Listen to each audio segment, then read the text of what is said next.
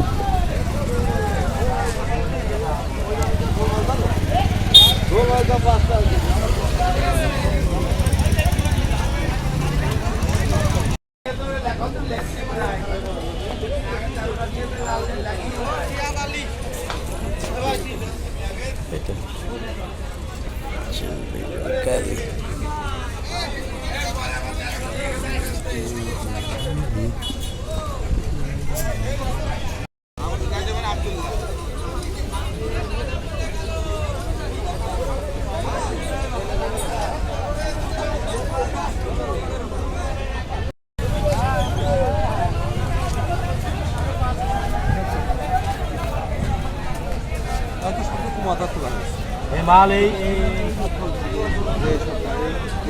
3 বস্তা মাল আছে, তোমার সেই 3টেই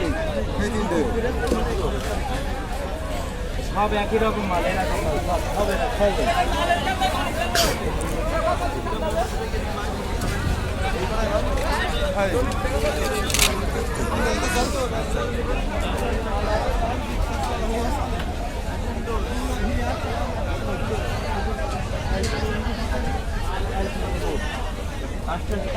আমার কুমড়োগুলো আগে কুমড়োগুলোকে বেচে দেবো, কুমড়ো বিক্রি হচ্ছে না, ওই যে রয়েছে ঘরে, ওই রয়েছে কেন কুমড়োর এই অবস্থা কেন?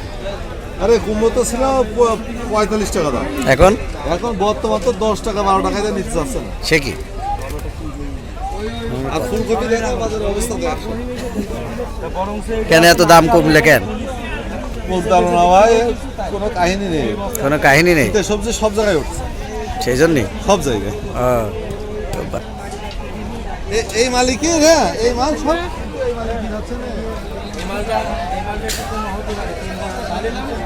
বিক্রি হয়েছে লাস্টে তোমার গুলো চলেছে।